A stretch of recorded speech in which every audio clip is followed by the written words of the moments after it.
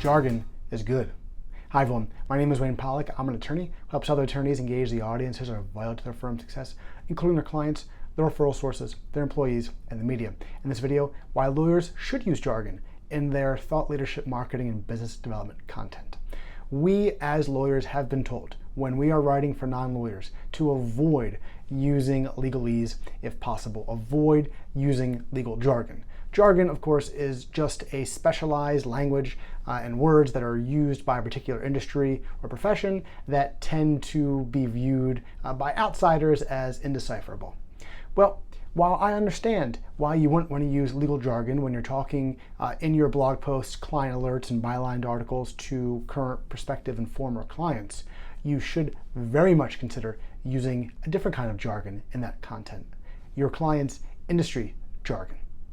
You should not hesitate to use acronyms, use terms of art, use other language that is specific to your client's industries when you are writing content about legal developments and business issues in those industries. So if you serve the agricultural industry, or if you serve the construction industry, or if you serve the information security industry, you should use terms of art, use acronyms, use jargon in your content, because it signals to your readers, who are hopefully going to be your current, prospective, or even former clients, or maybe referral sources, that you have an understanding of the legal issues and the business issues that they face day to day in their business and in the industry overall. Yes, of course, when you're giving your analysis of a recent court decision or a recent administrative agency action or a proposed piece of legislation, of course, your analysis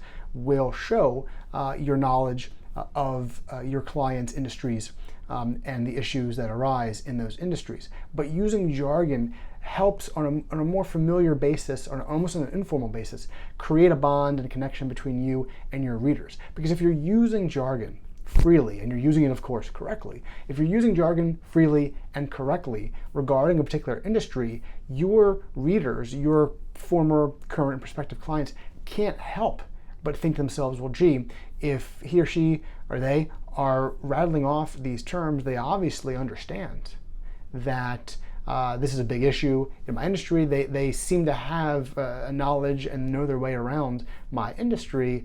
Clearly, I should consider hiring them because they don't just have this one-time analysis of a court case or legislation. They clearly know the industry and perhaps should be the people that I'm speaking with.